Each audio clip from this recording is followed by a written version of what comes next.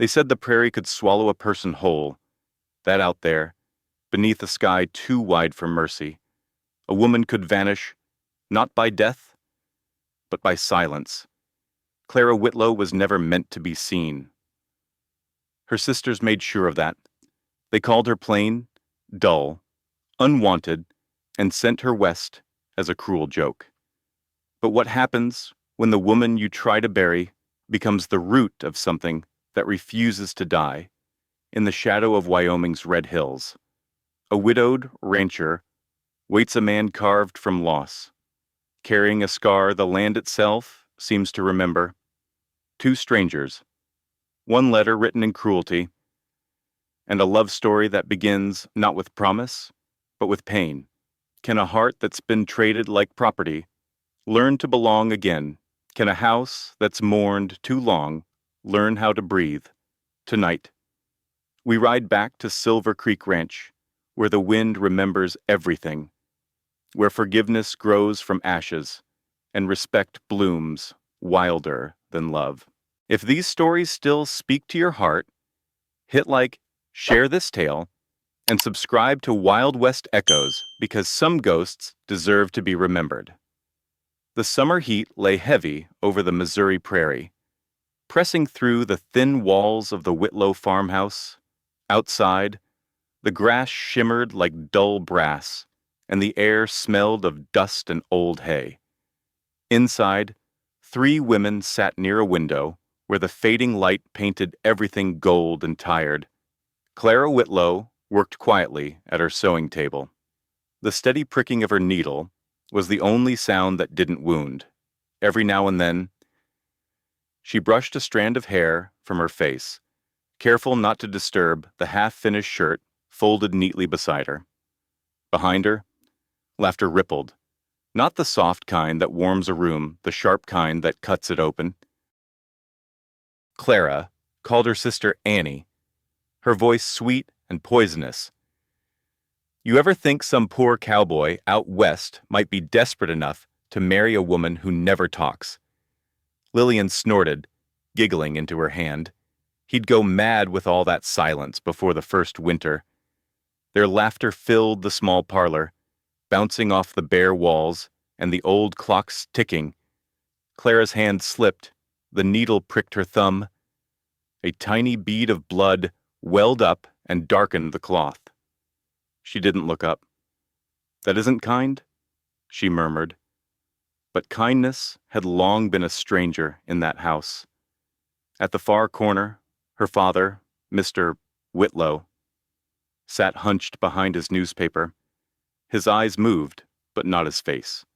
He'd learned to survive a house full of women by pretending not to hear any of them. Annie flipped open a worn newspaper, the Western Courier. Listen here, she said, grinning wide. Rancher in Wyoming Territory seeks mail order bride. Says he's 40. A widower.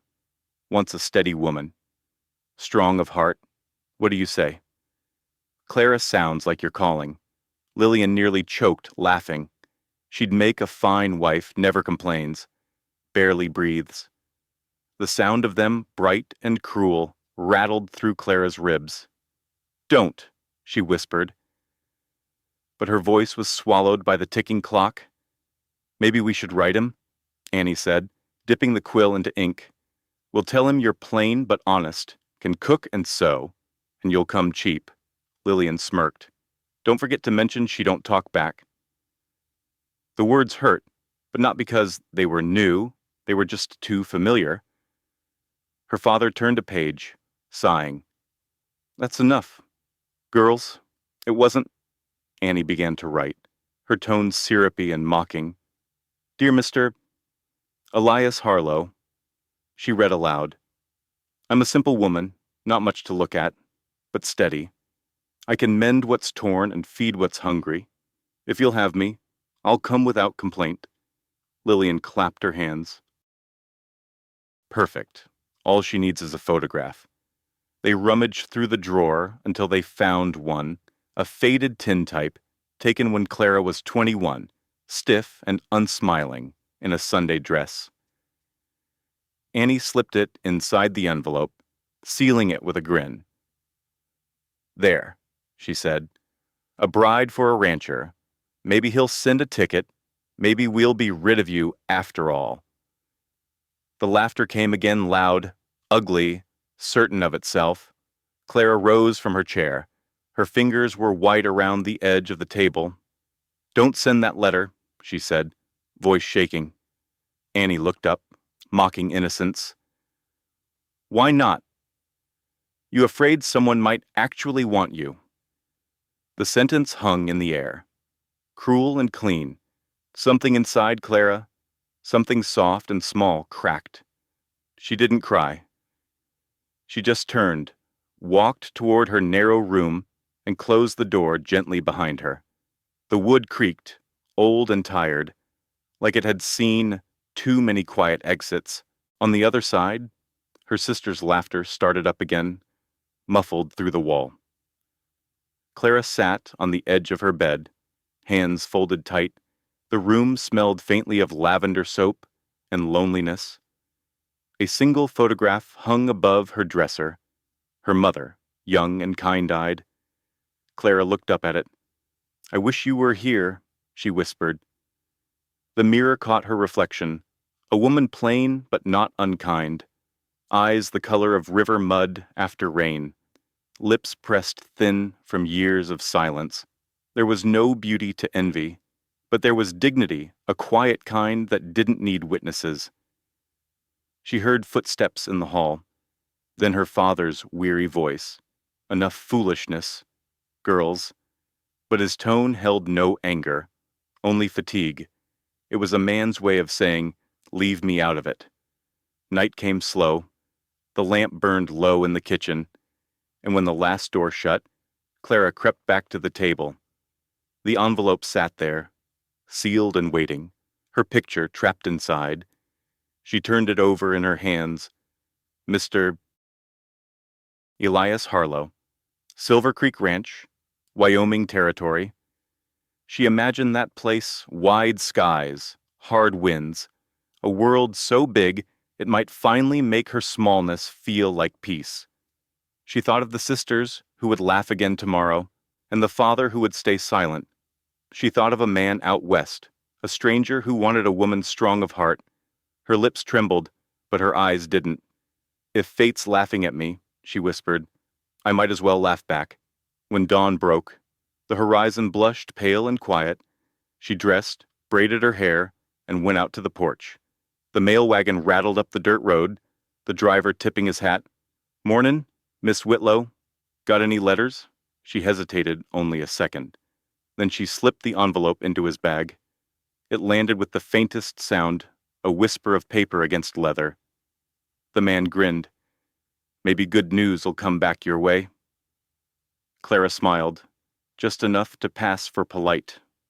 Maybe. She watched the wagon roll away, dust rising behind it like breath. Inside, her sisters were setting the breakfast table, gossiping about the neighbor's son and the weather.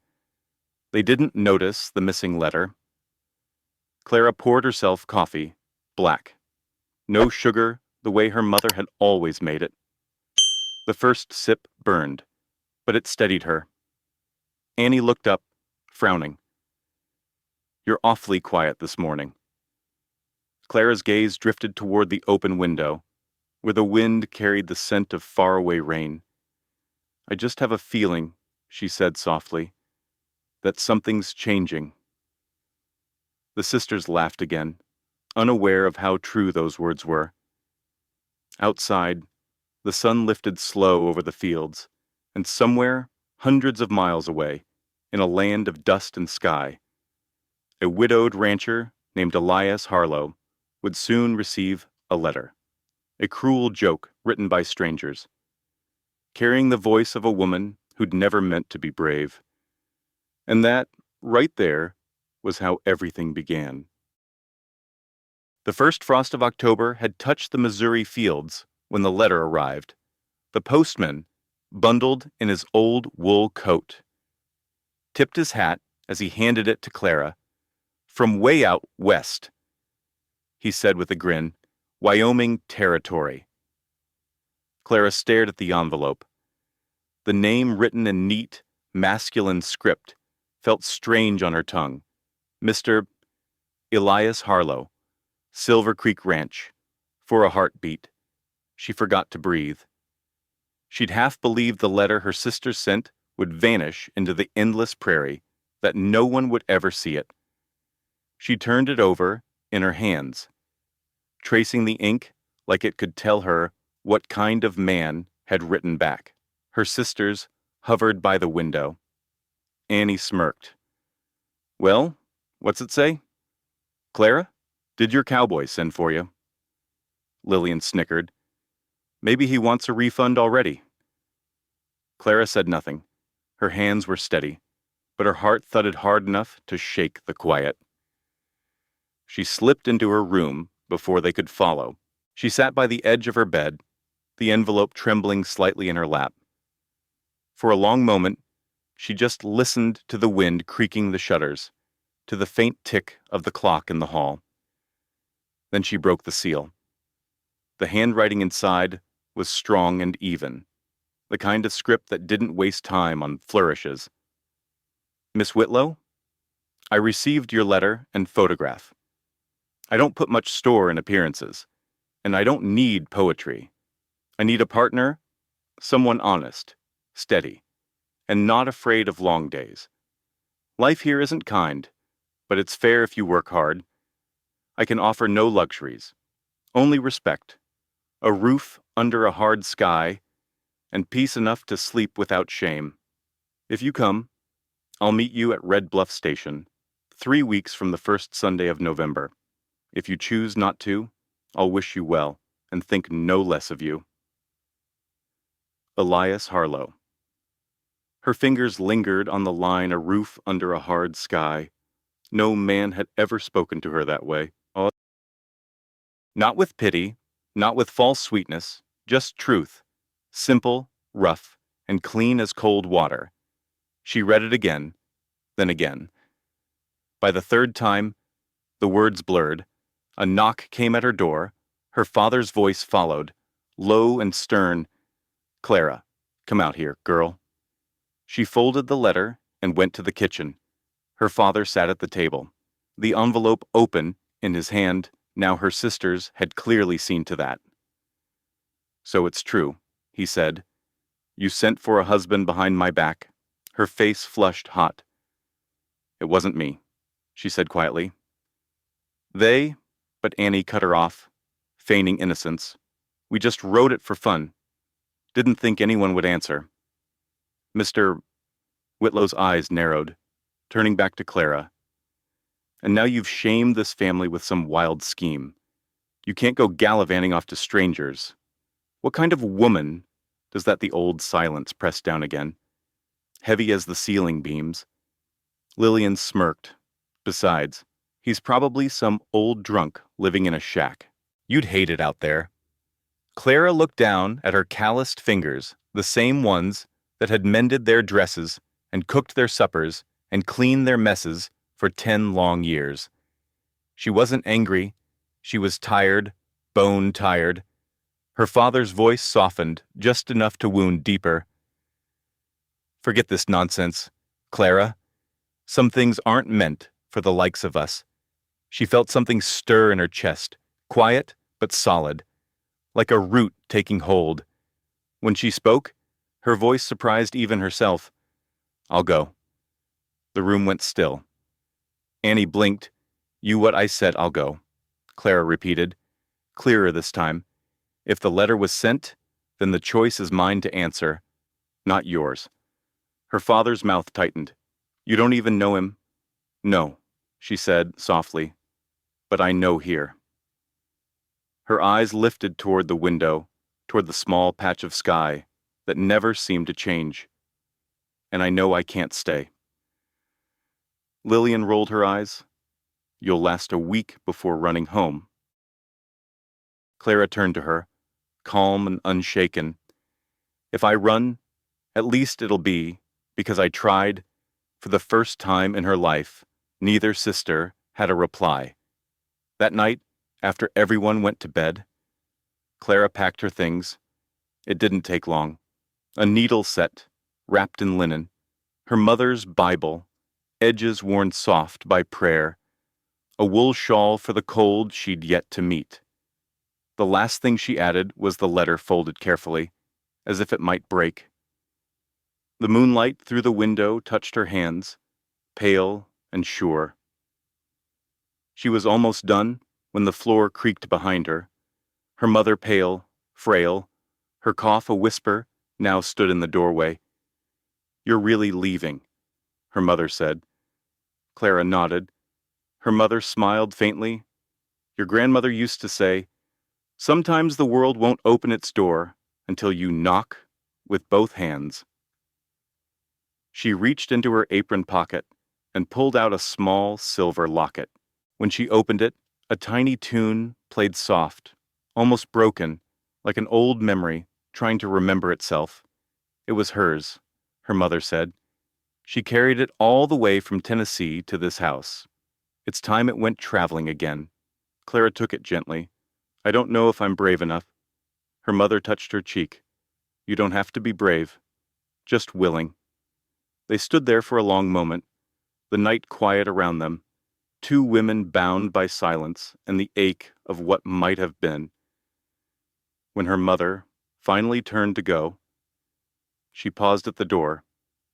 "Clara," she said, "whatever happens, don't let anyone make you small again." Clara looked down at the locket in her palm, the faint melody still humming.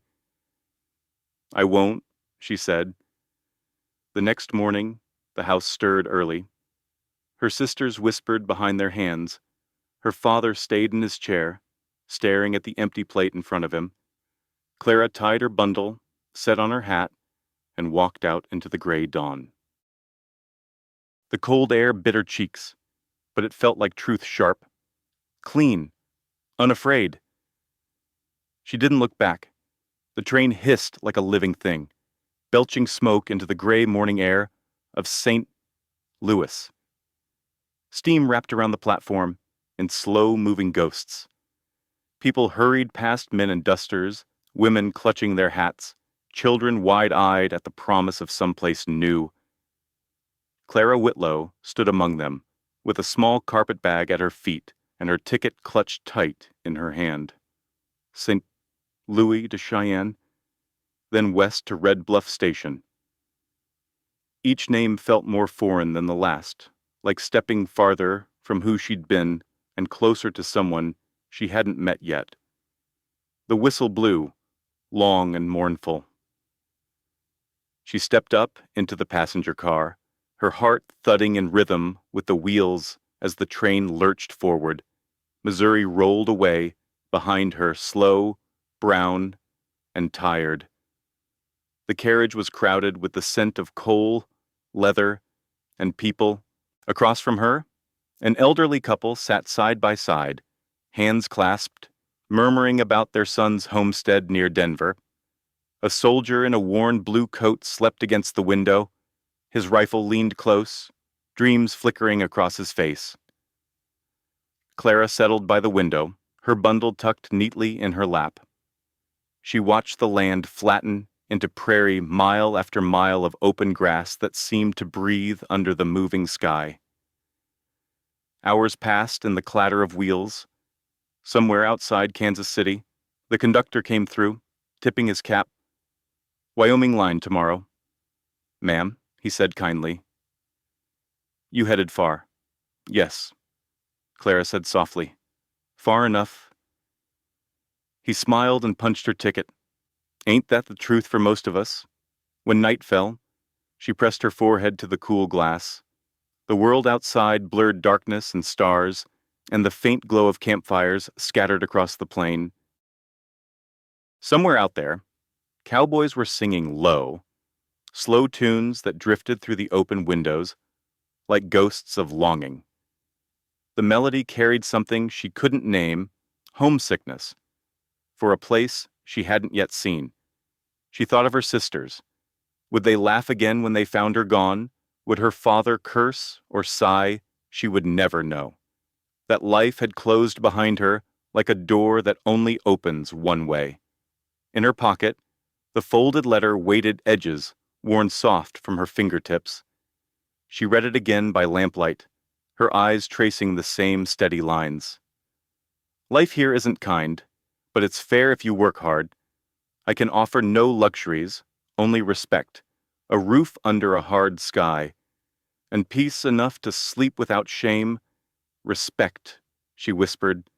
The word sounded strange, almost fragile. No one had ever offered it to her before. She tried to picture the man who had written those words, Elias Harlow. She imagined broad shoulders, calloused hands, eyes that had seen too much. Maybe he walked slow, spoke only when he had to.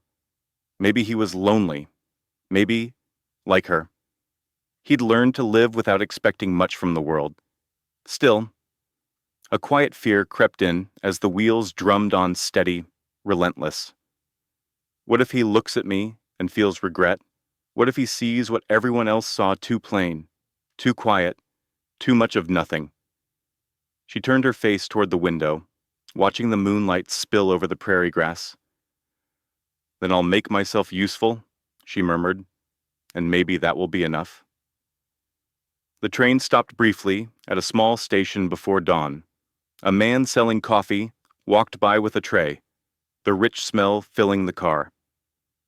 Clara bought a cup, hands warming around the tin. A young mother sat nearby with a baby asleep on her shoulder. The woman smiled wearily. First time traveling west, Clara nodded. Me too, the woman said. Husband's waiting in Fort Collins. Says the air out there's clean enough to start fresh. Clara smiled faintly. That sounds nice. It does, the woman agreed. But it's a long road for us women, isn't it? Clara looked down at her cup. It is. They rode in silence for a while, the baby's soft breathing rising above the hum of the train. When the woman dozed, Clara slipped her shawl around both of them. It was a small kindness, but it steadied her heart. By the second day, the landscape began to change, the flat earth giving way to low hills and sagebrush, the sky growing wider, bluer, endless. The world here didn't hem you in, it dared you to take up space. At night, the passengers grew quiet, lulled by the rhythm of the rails. Clara couldn't sleep. The loneliness pressed close but felt different, now less like a weight, more like a companion who whispered, "Keep going."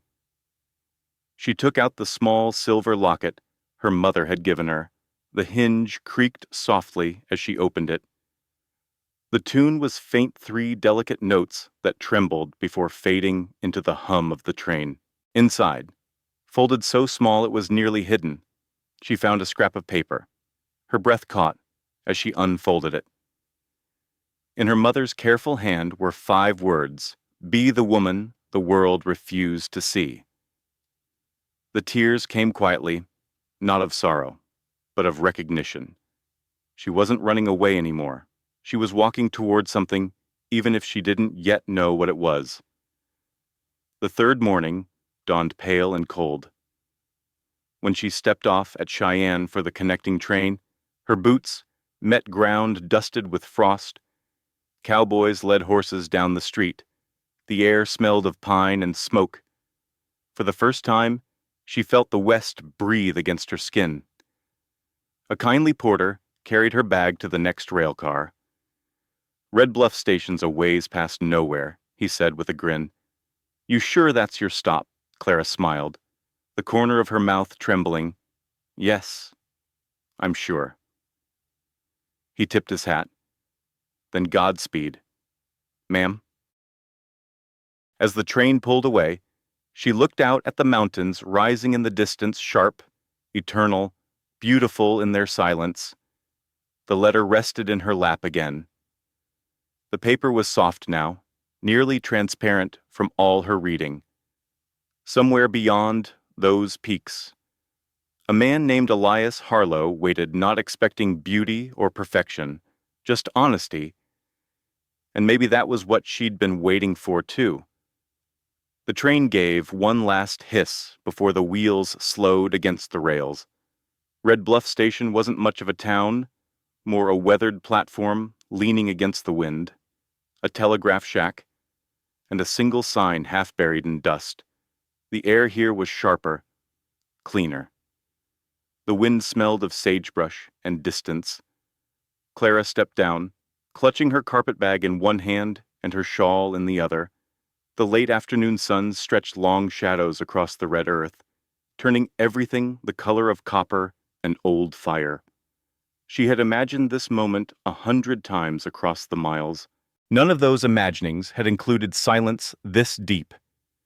The other passengers moved quickly, men heading for freight wagons, a few ranch hands greeting each other with loud slaps and laughter. Then, slowly, she saw him. He stood beside a buckboard wagon, hitched to 2 chestnut horses. A tall man, broad through the shoulders, his coat dusted with the red soil that clung to everything in this land.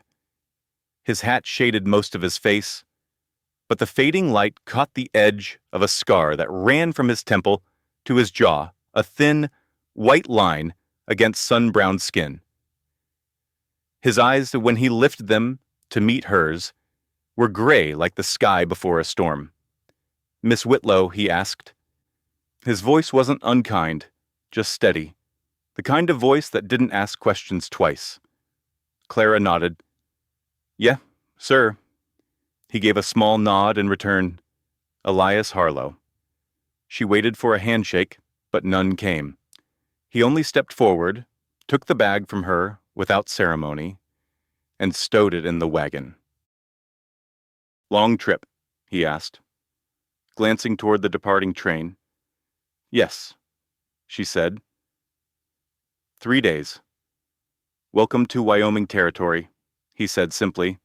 The wind caught her skirt, tugging it against her legs. She gathered it close, watching as he climbed up onto the driver's bench. "Come on," he said. "We've got some ground to cover before dark." Clara climbed up beside him, the wooden seat creaking under her weight. She folded her hands tight in her lap, eyes tracing the horizon. The land unfolded before them, wide, raw, and wordless. Hills rolled into each other, like slow waves frozen in red dust. The sky seemed impossibly high, stretching beyond anything she'd ever known. The only sounds were the rhythmic clop of the horses' hooves and the whisper of the wind brushing past her ears. Every so often, Elias would glance her way, not to study her, but to make sure she was still there, as if expecting she might vanish back into the emptiness. After a while, he spoke. "You ever been west of the Mississippi before, Negusau?" Clara said. "I've hardly been anywhere." He nodded, his eyes fixed on the trail. "Most who come this far ain't chasing comfort, just something different from what they left." Clara hesitated, then said quietly, "What did you leave, Mr. Harlow?" The question seemed to hang in the air longer than it should have. He didn't answer right away. His jaw tightened, and when he finally spoke, his tone carried something heavy beneath its calm. "Too much to fit in a wagon," he said. She didn't press. They rode in silence again, the sun beginning to dip low behind the hills. Dust lifted around them, glowing like smoke in the amber light. At last, Elias cleared his throat. "I suppose I owe you an explanation." Clara looked at him, startled. "For what? For why I sent that letter?" He kept his eyes on the horizon. "A man can work himself to the bone out here and still lose to the land. It takes everything time, breath, sometimes people. When it does, there's nothing left to talk to but the wind." He paused, fingers tightening around the reins. "I wrote that letter because the house got too quiet, because the land's too big for one person's grief." His words were plain, but they struck something deep. Clara looked down at her hands, the locket under her collar, pressing cool against her skin. Grief can fill a house, she said softly. Even when it's small. He turned to her, surprised. Their eyes met briefly, gray and brown, wary and searching. Something unspoken passed between them, as fragile as the light fading on the hills. Elias looked away first. "You'll find the work hard," he said, voice measured again. "The winters are rough. You'll earn every bit of peace you get." "I'm not afraid of work," she replied. He nodded once. Good. The rest of the ride stretched long. The sky burned orange, then softened to violet. Coyotes called. Somewhere in the distance, sharp cries carried across the open. Clara watched the world change color around them. Back home, twilight meant the end of things. Chores done, lamps lit, doors shut. Out here, it felt like a beginning. When they reached the ridge, Elias pulled the horses to a slow stop. "There," he said, motioning ahead. Down in the shallow valley, nestled between two lines of cottonwoods, stood the ranch. Silver Creek Ranch. It wasn't grand, just a sturdy house of timber and stone, a barn beside it, and a windmill turning slow in the cooling air. Smoke curled from the chimney, rising into the fading light. For the first time since stepping off the train, Clara felt something ease inside her chest. The place looked alive, worn. Yes, but not broken. Elias climbed down first, offered his hand. She hesitated a second, then took it. His palm was rough, warm, steady a worker's hand, not a gentleman's, eh? When her feet met the ground, the earth felt different here, firmer, older, as if it remembered every life that had ever tried to claim it. Elias led the horses toward the barn. "Supper'll be cold by now," he said. "Mrs. Han keeps the house. She'll show you where things are." "Thank you," Clara replied quietly. He paused before unhooking the reins. "You can call me Elias," he said after a moment. "Mr. Harlow sounds like my father." She almost smiled. "Then you should call me Clara." He looked at her for a long second, not quite a smile. Not yet trust, then nodded. "Clara it is." As he turned toward the barn, she glanced back at the house. Warm light flickered through the windows, soft against the coming dark. A roof under a hard sky.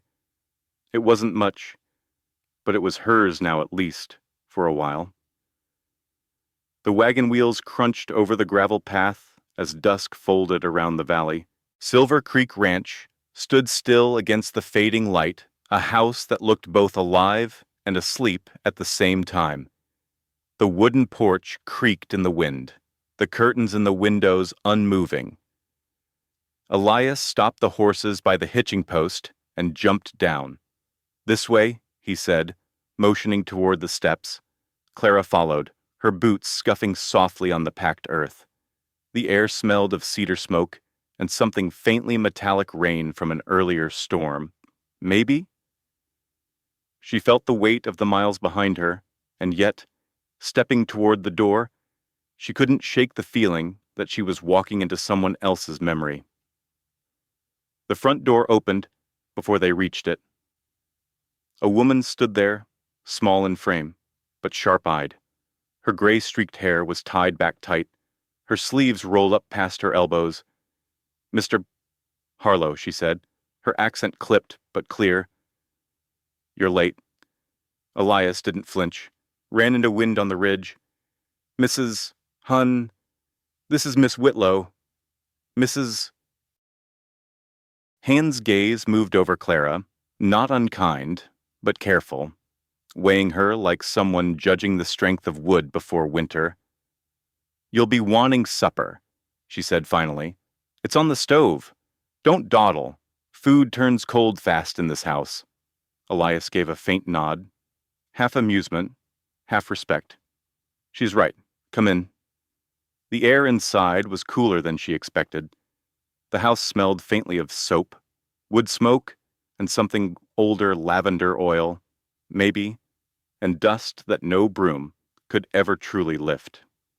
The kitchen was neat to the point of severity, the table set for three, a pot simmering on the stove. Clara noticed a pair of small boots near the hearth, scuffed and forgotten.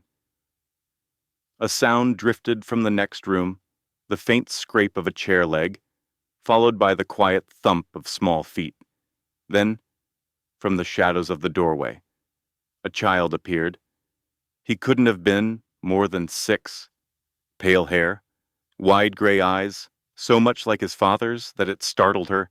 His shirt was buttoned wrong, one shoe untied. "This is Jonah," Elias said, his tone softer than it had been all day. The boy didn't answer.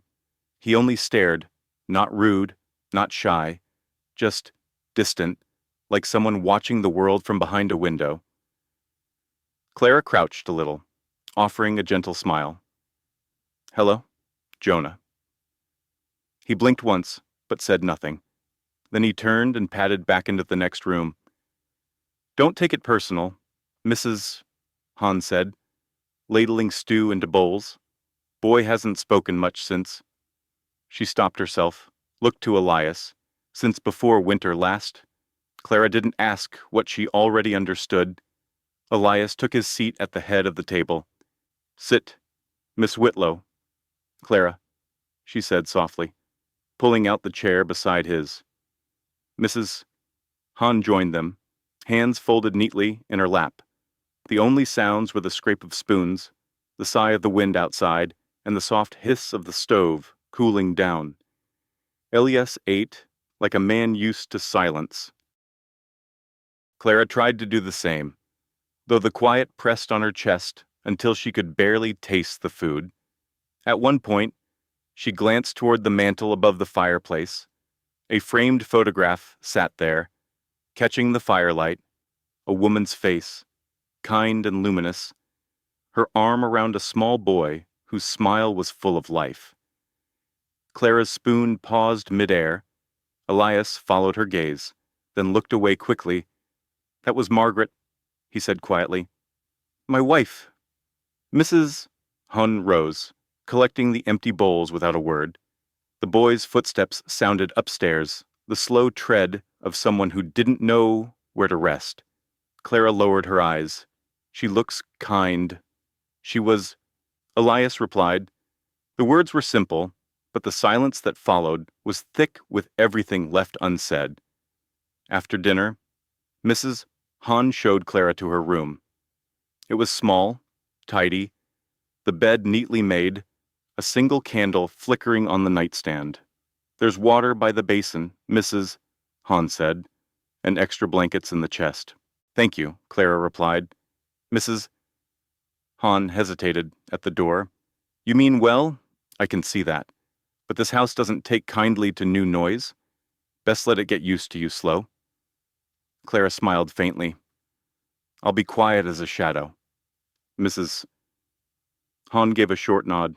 "Good. Shadows last longer." Then she closed the door. The candle burned low.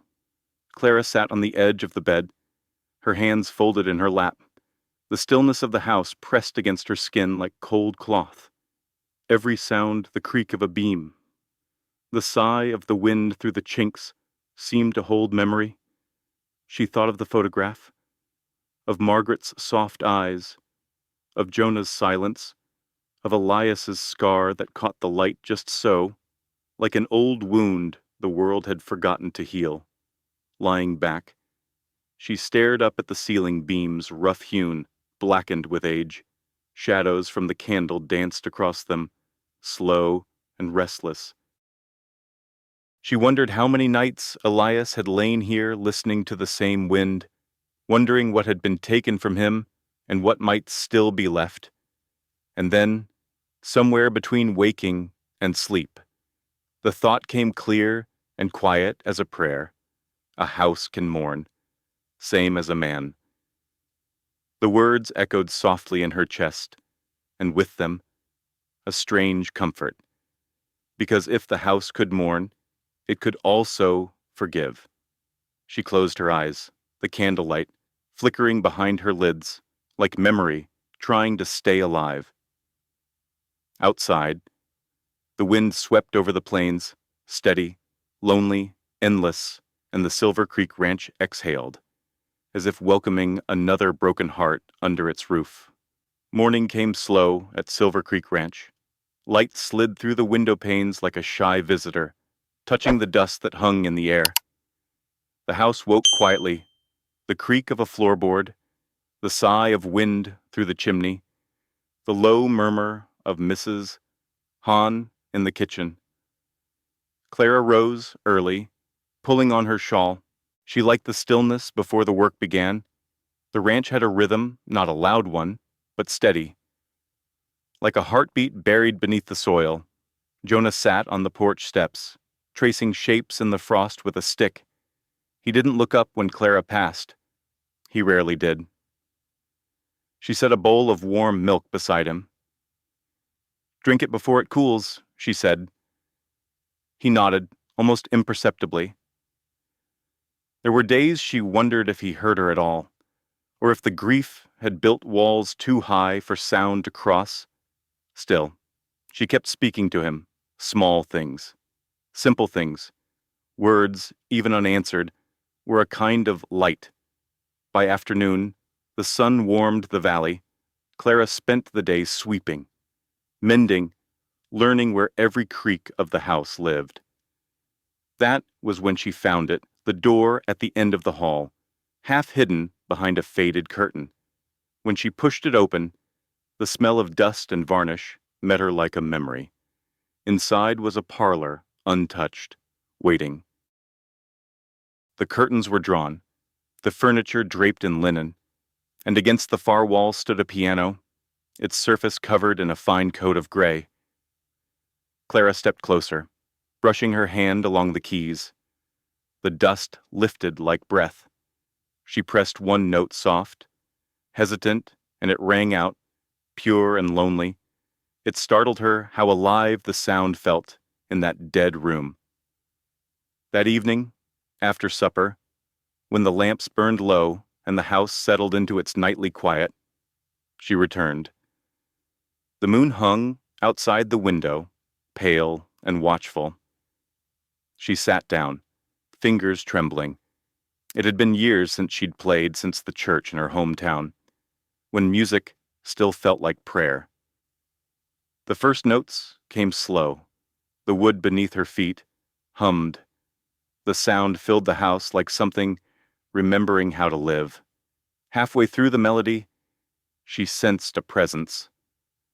Jonah stood in the doorway, barefoot, his nightshirt too long, eyes wide. Clara stopped. "I'm sorry. Did I wake you?" He shook his head, stepping closer. The boy didn't speak, but his gaze stayed fixed on her hands as they hovered above the keys. "You can come closer if you like," she whispered. He did, silent, cautious. When she began again, he sat on the floor beside her chair. She played simple tunes, old hymns, lullabies, pieces half forgotten, and when she finished, she thought she heard something hum, faint and uneven, but real. She looked down. Jonah's lips moved with the last few notes. Barely making sound, her throat tightened. She said nothing, just smiled and began another song. It became their quiet ritual, each night after supper. Once Elias stepped out to the barn or the porch, Clara would return to the piano. Jonah would appear like a ghost drawn by music. He'd sit close enough to touch her skirt, his small hum joining the melody in broken rhythm. It was the sound of a soul remembering itself. But not everyone welcomed it. One evening, as Clara played a hymn, soft, slow a shadow crossed the doorway. She didn't see it at first, but Jonah did. He stiffened, his hum fading. When Clara turned, Elias stood there, his hat in hand, expression unreadable. The silence stretched. Only the faint ring of the last note lingered. "I didn't mean to wake him," Clara said quickly. Elias's eyes stayed on the piano. "You didn't." He stepped inside, dust and dusk following him. His gaze moved from the piano to Jonah, then back to her. There was something behind his stillness, not anger, exactly, but a weight she couldn't name.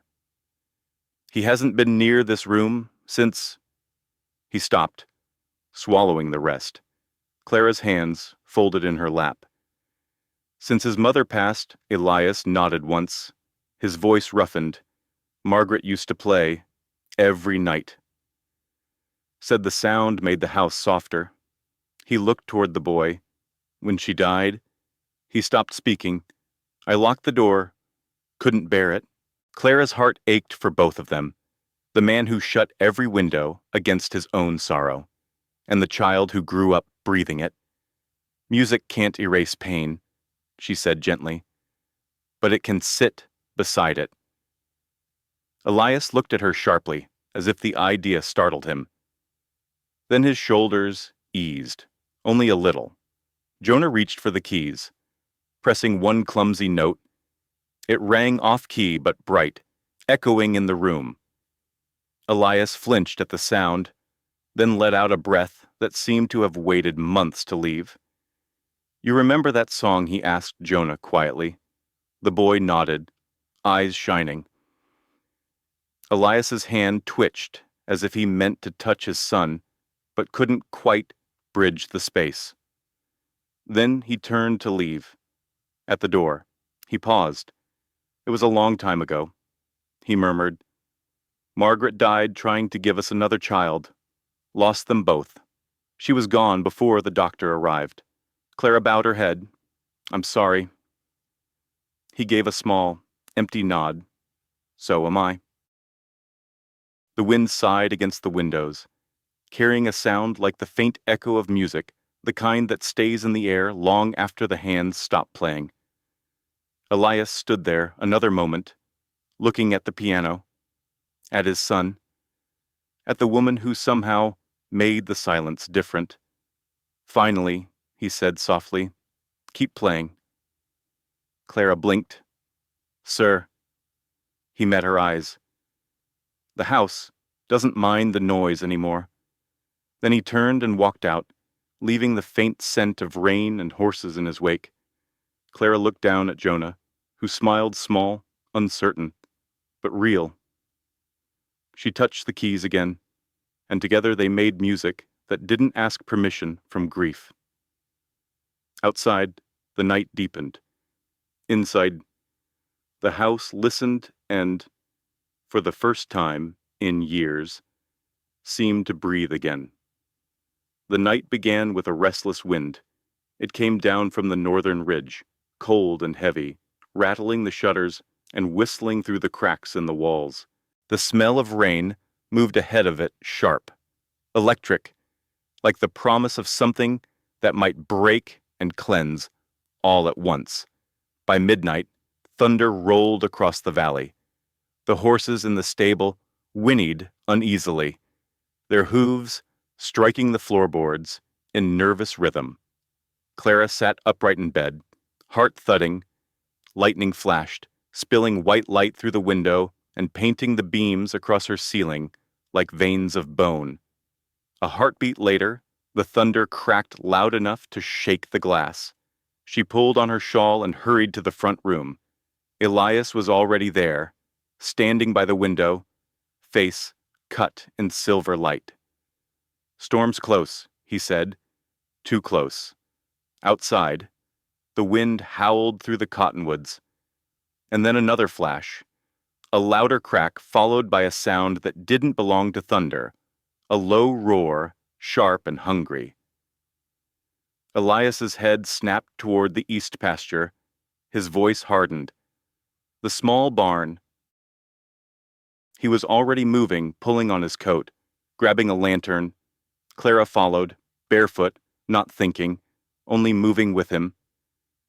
Rain began to fall, sudden, heavy, slicing through the dark. The air reeked of smoke now, thick and bitter. By the time they reached the barn, the sky above it pulsed orange. Elias shouted to the ranch hands who'd come running from their quarters. "Get the buckets, line up by the creek."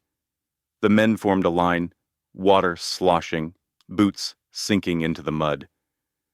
Clara joined them, without hesitation, skirts clinging to her legs, hair soaked through.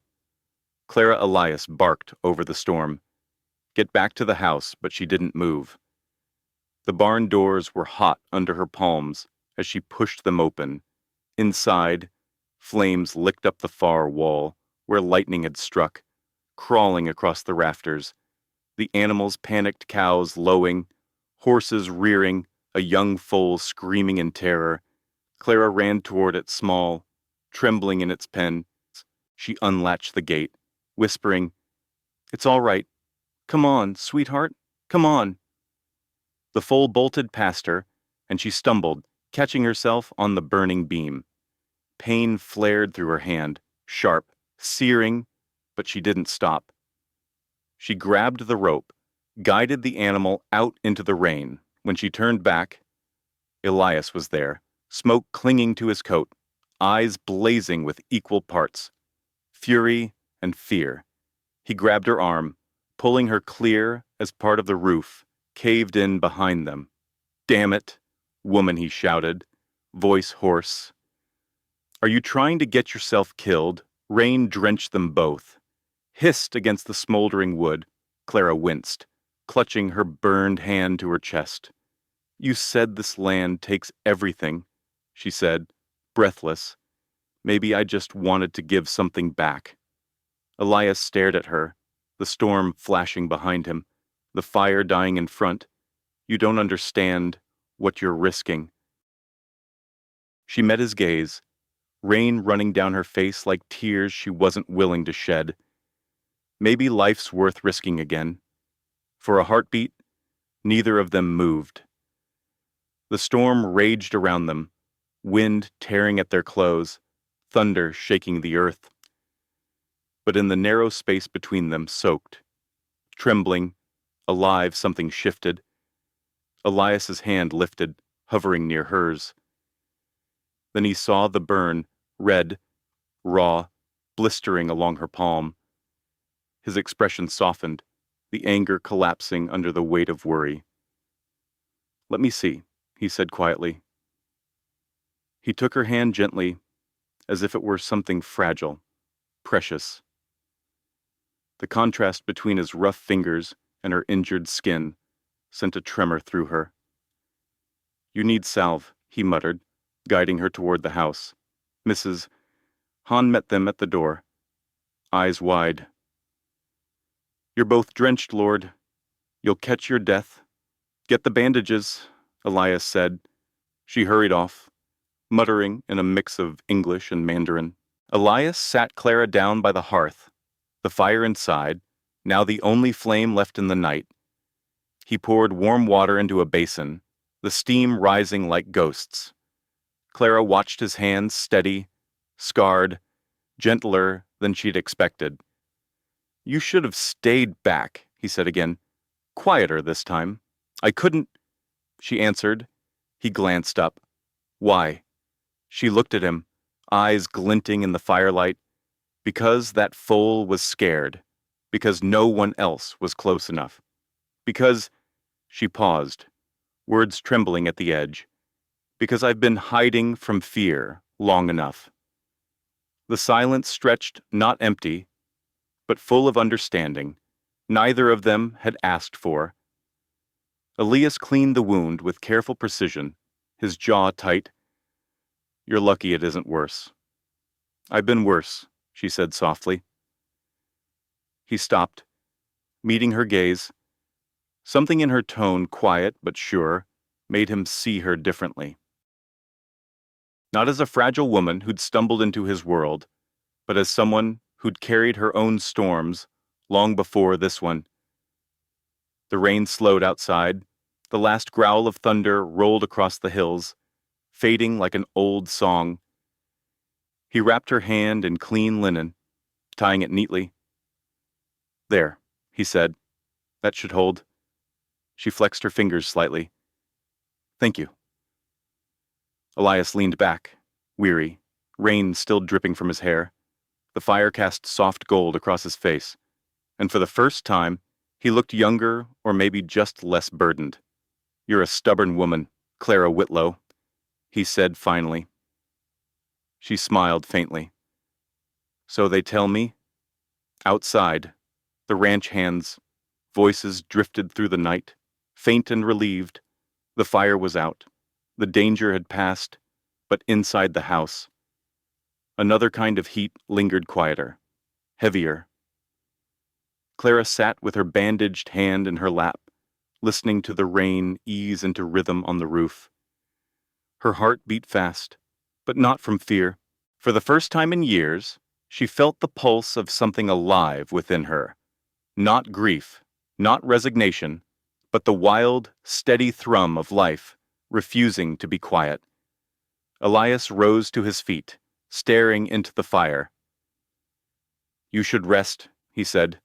His voice was low, the anger gone, replaced by something uncertain. "Tomorrow will be clearer." Clara looked into the flames, her reflection dancing in the light. "Yes," she whispered. "Clearer." When he turned to leave, she thought he might say more, but he didn't. He just paused in the doorway, eyes lingering a second too long, before the shadows swallowed him. The fire popped softly. Outside, the wind shifted to a gentle sigh. Clara closed her eyes. The burn on her hand throbbed, but beneath the pain was warmth not from the hearth, but from something she couldn't yet name. The storm had passed, but the echo of it still trembled inside her, a reminder that even destruction could make room for something new. And when the house finally fell silent, it wasn't empty silence anymore. It was breathing. The first clear day after the storm came like an apology. The air smelled of wet earth and pine, the sky stretched bright and clean, smoke still curled from the blackened edges of the small barn. But the horses were safe, the fences mended, and the world, for once, felt whole again. Elias hitched the wagon that morning. "We'll need supplies," he said, his tone steady, as though the night of fire hadn't happened at all. "Cheyenne's too far, but Red Bluff's got what we need." Clara stood by the porch, her bandaged hand tucked under her shawl. "I'll come with you," she said. He looked at her, about to argue, then thought better of it. "Suit yourself. Be ready in 10, Mrs." Han watched from the doorway, wiping her hands on her apron, town's full of tongues, sharper than wind. She muttered, "Keep your chin high and your temper low." Clara smiled faintly. "Always do." The wagon rolled out under the mid-morning sun. Jonah waved from the porch, his small figure framed by the doorway. For the first time, Clara saw him lift a hand and wave back, and the sight made her heart ache in the best way. The road to town wound along the creek and through open pasture. Grass glistened with dew, and the mountains beyond looked freshly scrubbed by rain. For a while, they rode in easy silence, the kind that felt almost companionable. Elias drove, with one hand on the reins, the other resting on his thigh. The wind tugged at his coat, and the scar by his temple caught the light. "You shouldn't have come," he said at last. "I wanted to," she replied. He glanced at her bandaged hand. "You ought to be resting. I've done enough resting for one lifetime." That earned a small grunt, not quite disapproval, not quite amusement. Red Bluff appeared over the next rise, a cluster of weathered buildings, a livery stable, a general store, a saloon with swinging doors that never seemed to stop moving. As they rolled down the main street, heads turned, conversations paused, Clara felt eyes on her curious, appraising, some amused. The sound of whispered words seemed to travel faster than the wagon itself. That's her, the mail order one. Didn't think he'd actually go through with it. Clara kept her gaze forward, spine straight. She'd lived long enough among small minds to know how to survive them, not by fighting, but by refusing to shrink. Inside the general store, the scent of kerosene, flour, and leather filled the air. Shelves lined with good sugar, coffee, canned peaches, nails, everything a life could need, or pretend to. Elias spoke to the clerk about feed and lamp oil, while Clara moved through the aisles, selecting thread, a small tin of salve, and a new journal. Her fingers lingered on its blank pages, the clean promise of unspoken thoughts. The bell over the door jingled. Laughter followed light, practiced, the kind that belonged to someone who had never once needed to earn attention. Elias Harlow, the woman drawled. He stiffened before turning. Rosemary. Clara looked up. The newcomer was striking tall, wrapped in dark velvet despite the daylight, her gloved hand resting lazily on the counter.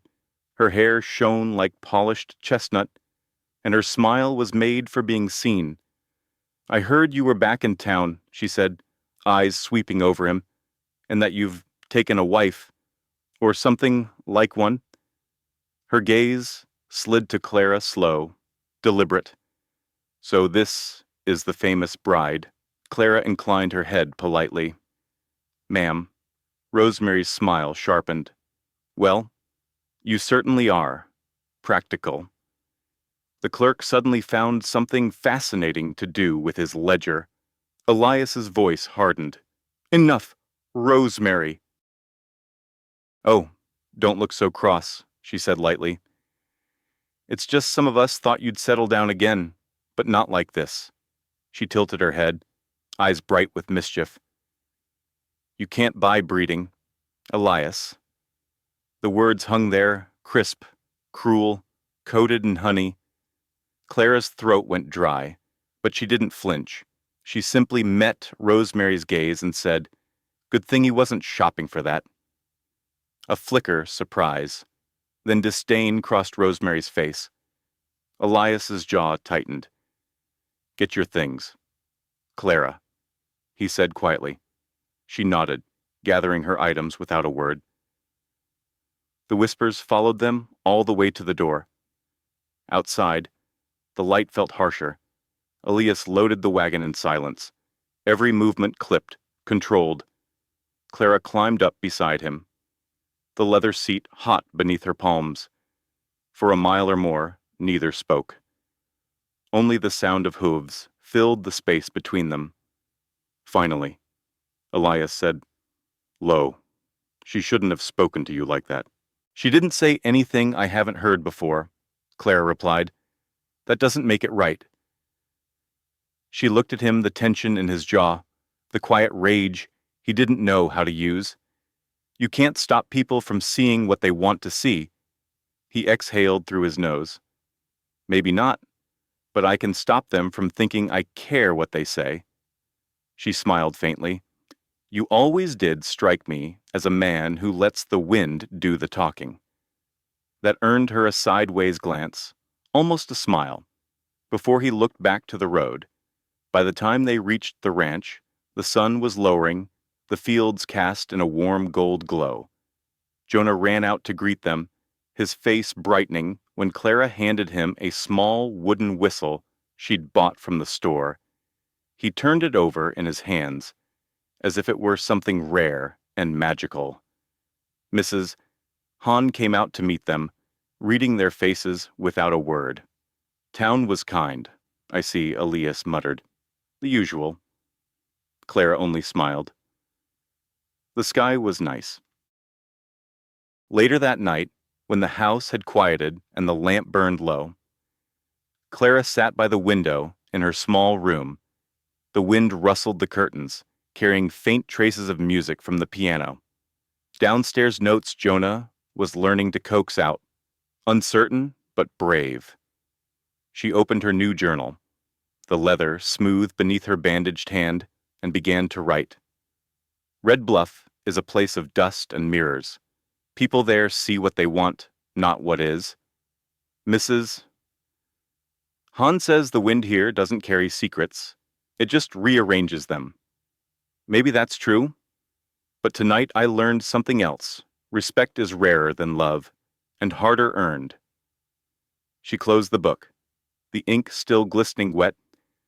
Outside, the moon hung, high over the valley, silvering the world in quiet dignity. And in the silence that followed, Clara felt the weight of the day lift, not because the words had vanished, but because she had refused to let them stay. The wind changed again, a few days after the trip to town. It carried whispers now not from the hills, but from the mouths of people who'd never seen Silver Creek Ranch and still thought they knew it. Rumors traveled faster than dust. Mrs. Han heard it first, the way she always did, through half-spoken chatter at the post office. When she came home, her lips were pressed tight. "She's spreading poison," she said, setting the mail down hard on the table. Who Clara asked, though she already knew. Rosemary Quinn. Mrs. Han's eyes narrowed. "Says you were married once before. Says you left a husband back east."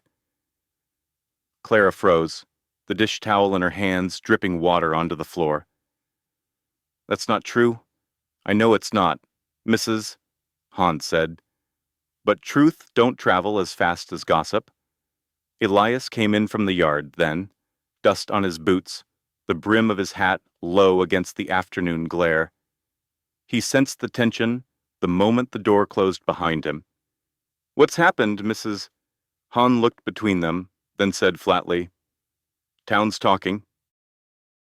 "About her." His eyes shifted to Clara, cautious, unreadable. "What are they saying?" She forced herself to meet his gaze. "That I was a divorced woman." Silence thickened the air. The fire in the stove popped, but no one moved. "Finally," he said, "it'll pass." Mrs. Han snorted. "It won't, not if she keeps fanning it."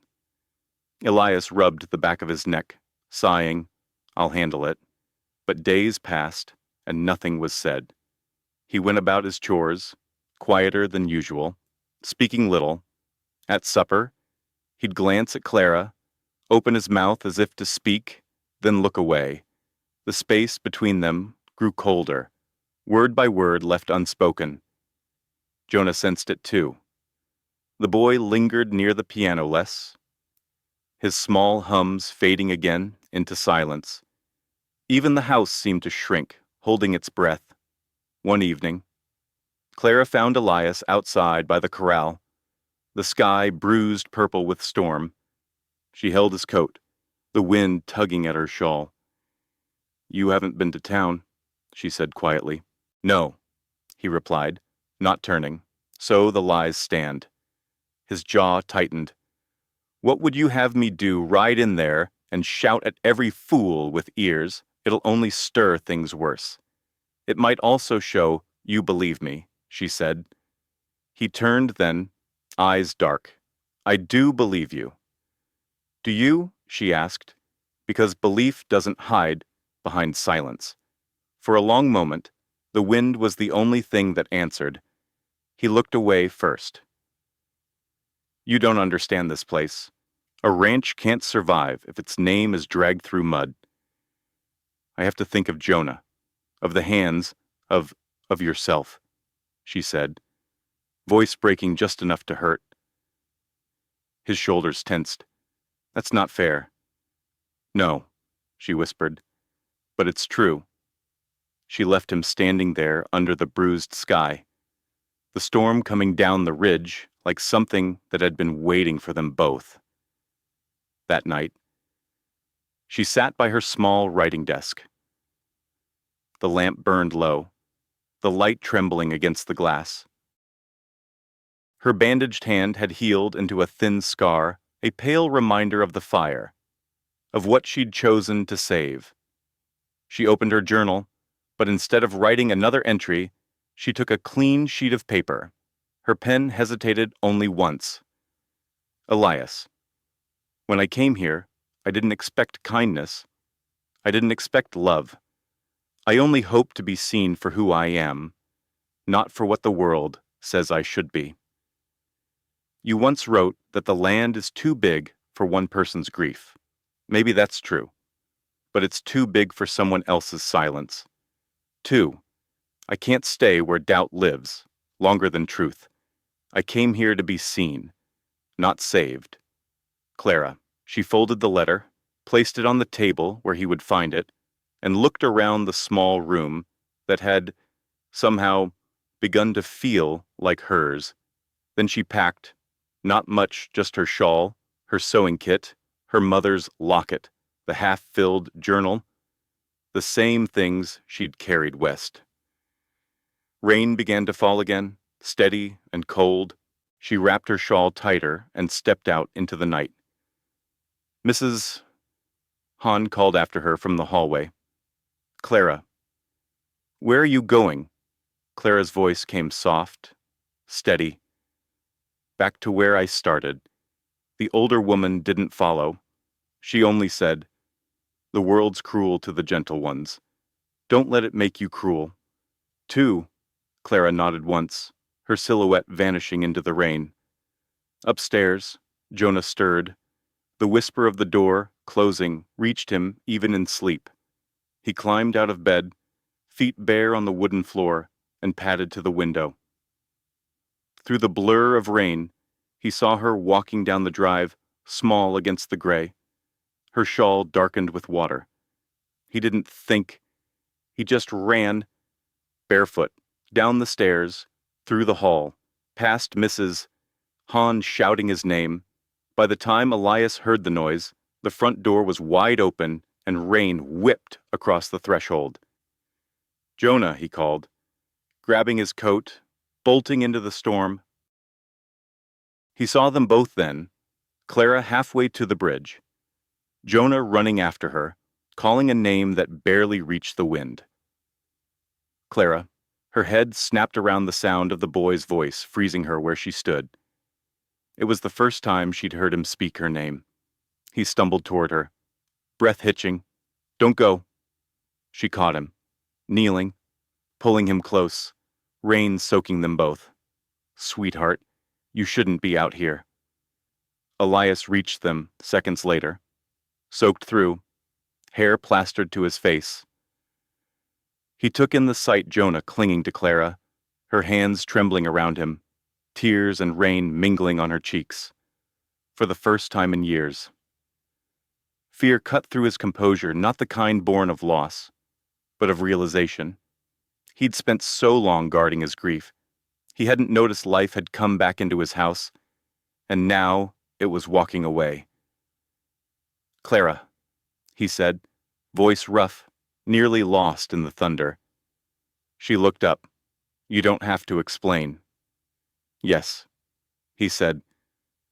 I do. The rain poured harder, beating the earth to mud, but neither of them moved. I thought I was protecting what I had left. He said, Jonah, the ranch, what was safe, but I see now, I was just keeping out anything that could hurt, again, even what could heal. Her eyes searched his face. And what if it's too late? He shook his head, rain dripping from his jaw. It isn't. Not if you stay. Jonah's small voice broke between them. Please don't go. Miss Clara? The boy's words were fragile, but they carried the weight of every silence he'd ever held. Clara's resolve faltered, then melted. She touched the side of Jonah's face, his skin cold and wet. When she finally spoke, it was barely more than a whisper. All right. Elias exhaled, the sound half relief, half prayer. The rain softened around them, tapering into mist. The storm's rage was spent, leaving behind only trembling hearts and the faint, steady sound of water dripping from the eaves. Clara rose slowly, still holding Jonah's hand. Elias reached out, hesitated, then took her other. They stood that way for a long moment, three figures bound not by blood or promise, but by the simple act of not letting go. The rain hadn't stopped, only softened the sky, bruised purple and gray, the kind of storm that didn't rage so much as weep. The fields around Silver Creek were slick with mud, grass bending under the weight of water. Clara walked through it, her skirt heavy, her shawl plastered to her shoulders. She didn't look back this time. Every step felt like shedding something: fear, pride, belonging. The road curved toward the hills, a pale ribbon vanishing into mist. Behind her, hoofbeats broke through the sound of the rain. Steady, urgent. She knew that rhythm. Clara Elias's voice, rough, carried across the field. She stopped but didn't turn. Rain dripped from her eyelashes, blurring everything ahead of her into gray. When he reached her, he dismounted fast, mud splashing against his boots. He didn't look like the stoic rancher she'd met at the station. He looked like a man unraveling. "Why are you running?" he demanded. His voice trembled under the weight of restraint. Clara turned slowly, because staying feels like disappearing. The rain came harder again, as if the sky refused to listen. He stepped closer, water streaming down his coat. "You think leaving will make it easier?" She shook her head. "No, but it'll make it mine." His eyes darkened. "You think I'd let her lies drive you away?" "I don't care about her," she said sharply. "I care that you did nothing." The words hit him harder than she expected. He looked away, jaw tight, shoulders rising with the effort to keep calm. "I was trying to protect you," he said. "No," she said, voice cracking. "You were protecting yourself.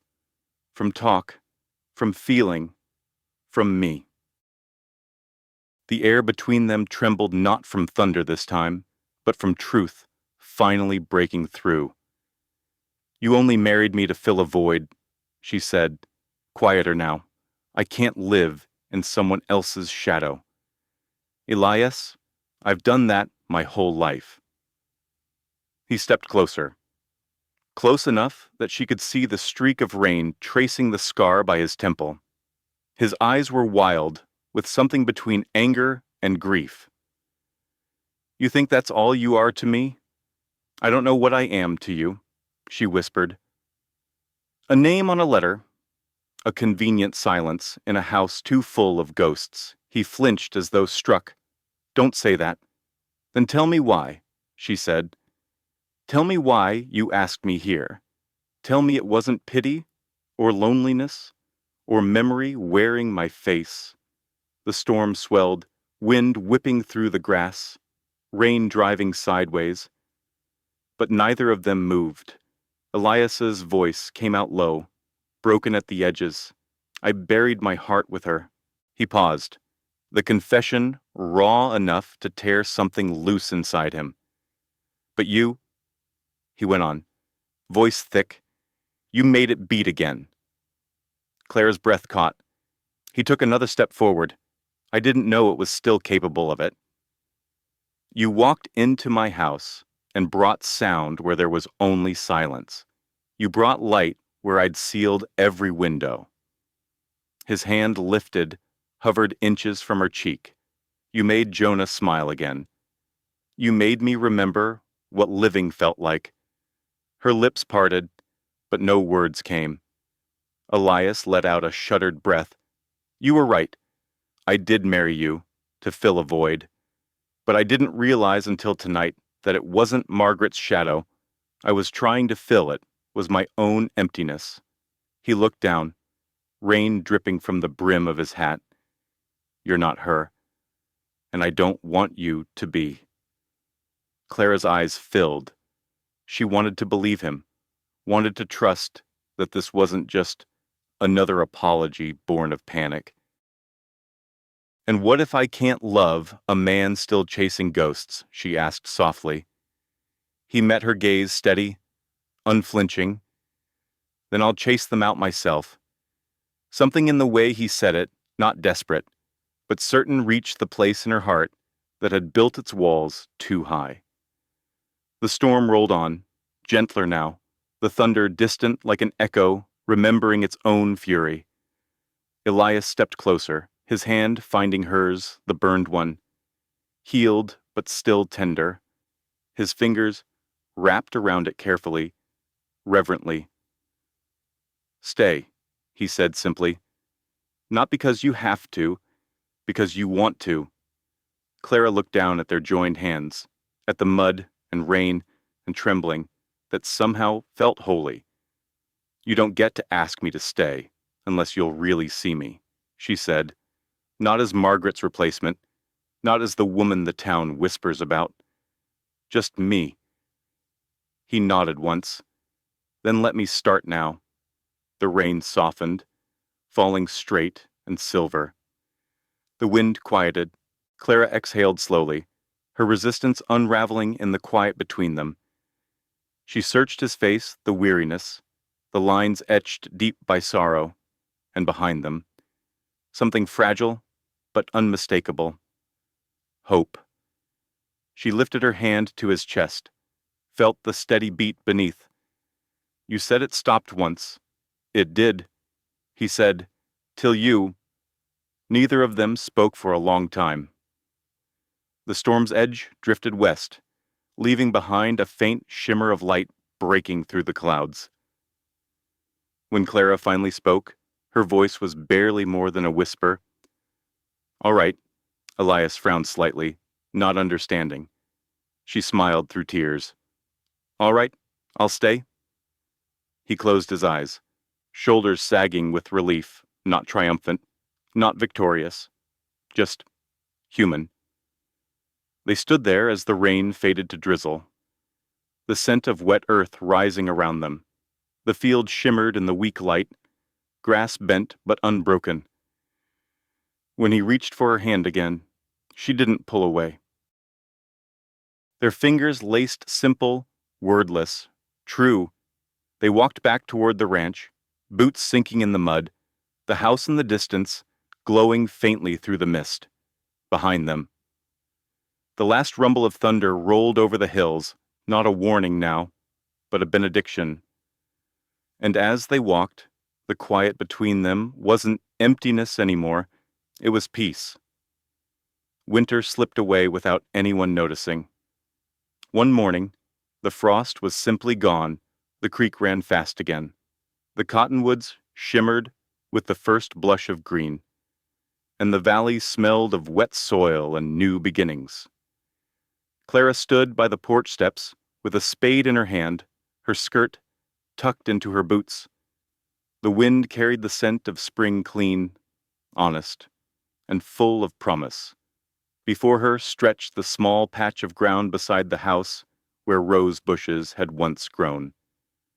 Now only brittle stems remained, gray and lifeless. Elias had told her Margaret planted them their first year on the ranch, but the frost had claimed them long ago. Clara knelt, pressing her palms into the soft dirt. "Let's start again," she murmured. The soil was cold, but pliant like a heart, learning to open again. She worked until her back ached, pulling roots, loosening stones, shaping something new out of what had died. Jonah watched from the porch, legs swinging. "What are you planting?" he asked, his voice small, but clear. Clara looked up, smiling. "Wildflowers. They don't mind the wind." He grinned, showing the gap where a front tooth had been lost. "Can I help?" "Of course you can." He hopped down, boots thudding against the boards, and knelt beside her. Together they dug small holes, dropped seeds, covered them with earth. She guided his hands gentle, patient the way her mother once had. When the wind lifted, carrying dust and sunlight through the air, Clara closed her eyes for a moment and felt it, the quiet hum of life returning. From the barn came the rhythmic sound of a hammer, Elias, working on the new beams. Steady and methodical. Since the fire, He'd rebuilt every board by hand, refusing help from the ranch hands except when absolutely needed. In the evenings, Clara joined him, holding lanterns, handing tools, laughing when sawdust caught in her hair. He'd tease her for holding the nails wrong, and she'd tease him for being too proud to admit she'd learned faster than expected. It was a slow rebuilding, not just of wood and stone, but of trust. Mrs. Hans stood in the doorway one afternoon, watching them from the kitchen steps. When Clara waved, the older woman smiled, truly smiled, the lines around her eyes softening into warmth. "You finally learned how to live with ghosts," she said. "That's the trick, you make them part of the house. And they stop haunting it." Clara laughed gently. "Maybe they just wanted company." "Maybe," Mrs. Hans said, her accent lilting like a lullaby. "Even spirits get lonely." By April, the ranch hummed with sound again. Jonah's voice filled the yard calling for chickens, naming clouds, inventing questions faster than anyone could answer. Sometimes Elias would look up from his work and watch the boy run through the tall grass, and something in his expression would soften, not sadness, but peace. Clara noticed.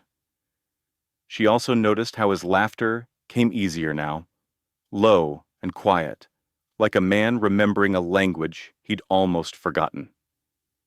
The new barn took shape against the horizon, bright pine planks glowing gold in the sun. When the last board was nailed, Elias stepped back, wiping sweat from his brow. "Well," he said, "she's standing. She's beautiful," Clara said, brushing sawdust from her sleeve. He glanced at her, the corner of his mouth curving. "That's because she's stubborn. Like her builder, like her gardener," he said. And they both laughed, the kind of laughter that made the silence afterward feel full rather than empty. That night, when the sky bruised into dusk, Clara lit the lamps inside the house. Jonah was asleep early, exhausted from chasing the ranch dogs, until both had collapsed in the grass. Elias came in quietly, washed his hands, and stopped when he heard the familiar sound piano keys, faint and sure. The parlor was no longer sealed in shadow. The curtains were open, moonlight spilling across the polished surface of the piano. Clara sat on the bench, her fingers moving slowly, a hymn without words, a song that belonged to no one but them. Elias leaned against the doorway, arms crossed, head bowed slightly. He said nothing, just listened. The melody drifted through the house like breath, soft, imperfect, alive. It reached the rafters, the empty corners, even the photo of Margaret on the mantel, whose face now looked less like loss and more like memory. When the last note faded, Clara turned. "You were listening." "Always," he said quietly. She smiled. "You never told me you liked music." "I didn't," he replied. "Not until it started sounding like this." He stepped closer, the lamplight catching his face.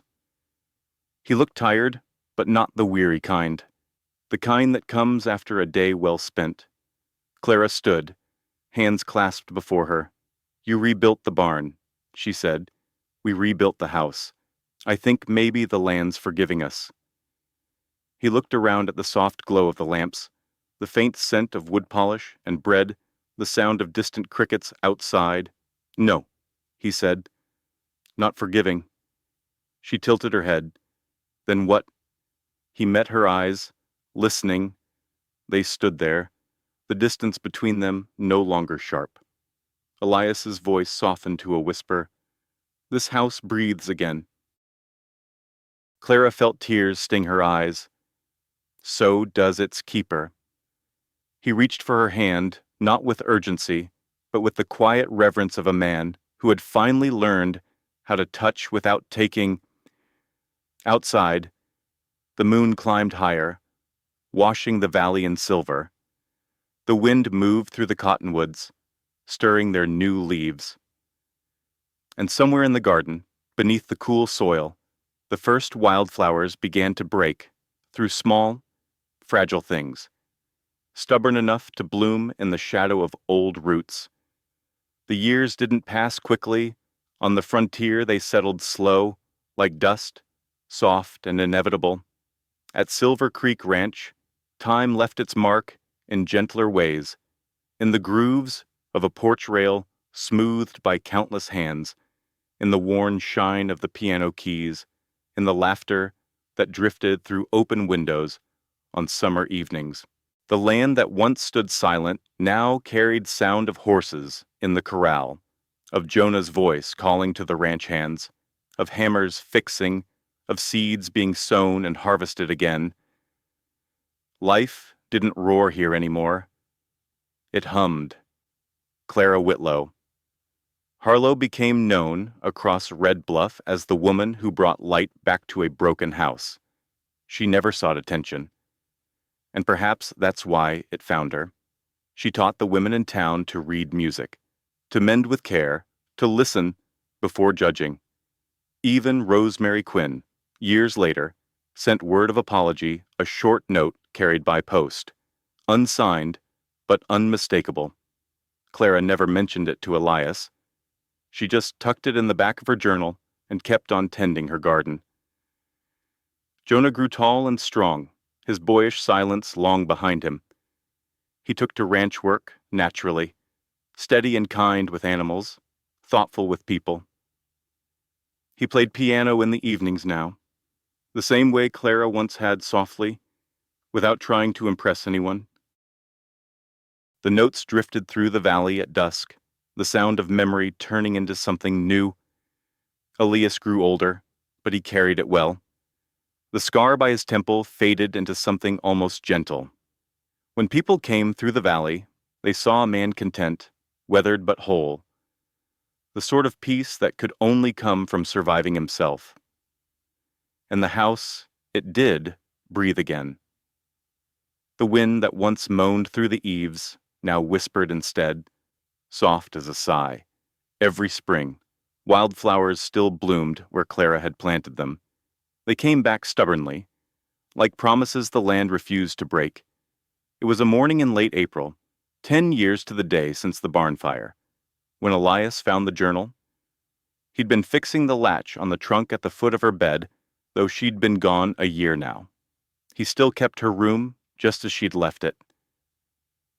The light coming through the window was warm, gentle, the kind she always said made the dust look like tiny stars.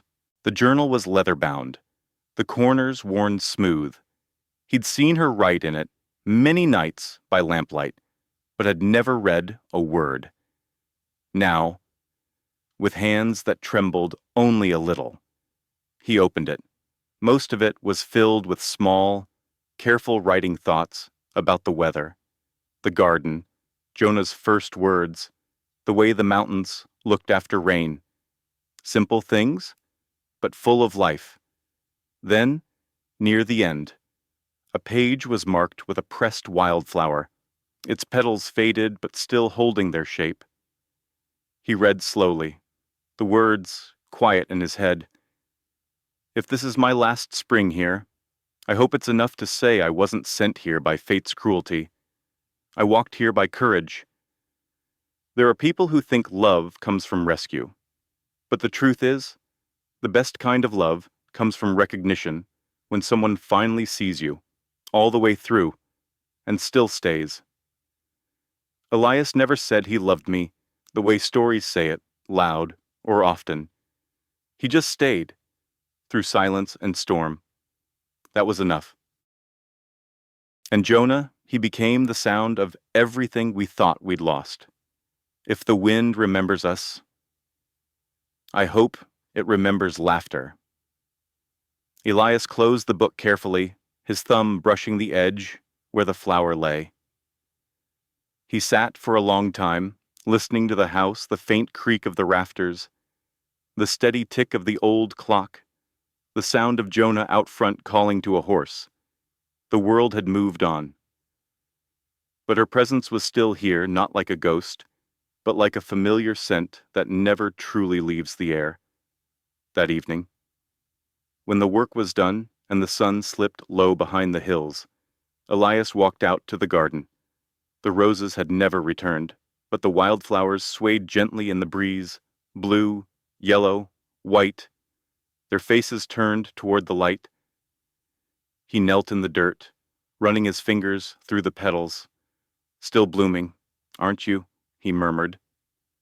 Jonah came up behind him, taller now, broad-shouldered, carrying a small wooden box. Pa, he said softly. I fixed the locket. The hinge works again. Elias turned, smiling faintly. Your mother would have liked that. Jonah knelt beside him. You mean Clara? Elias looked at him, the boy who had once lived in silence. Now a man who understood the weight of words. Yes, he said. I mean Clara. They stood there as the light faded, the wind brushing past them, like an old friend. The ranch stretched wide before them, golden in the dusk. The sound of the creek carried up from below, steady as a heartbeat. Jonah reached into his pocket, pulled out the small whistle Clara had given him years ago, and blew a soft note. The sound was thin, but pure, rising into the wind. Elias listened, eyes half closed. You hear that? Jonah nodded. What the wind? Elias said.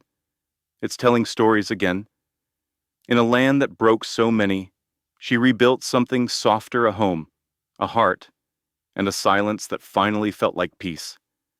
The prairie keeps its secrets, but the wind remembers. Some stories don't end with triumph. They end with understanding. Clara's journey reminds us that dignity is not given by others. It's something we choose, quietly, every day.